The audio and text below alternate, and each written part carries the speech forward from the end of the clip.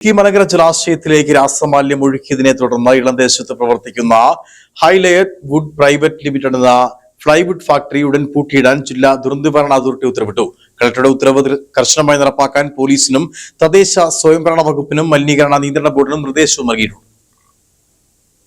ഫാക്ടറിയിലെ thermic മോട്ടറിലുണ്ടായ സാങ്കേതിക തകരാറിനെ തുടർന്ന് പുറത്തേക്കൊഴുകിയ oil മഴവെള്ളത്തോടൊപ്പം വടക്കനാറിലൂടെ Malankara ജലാശയത്തിൽ കലരുകയായിരുന്നു.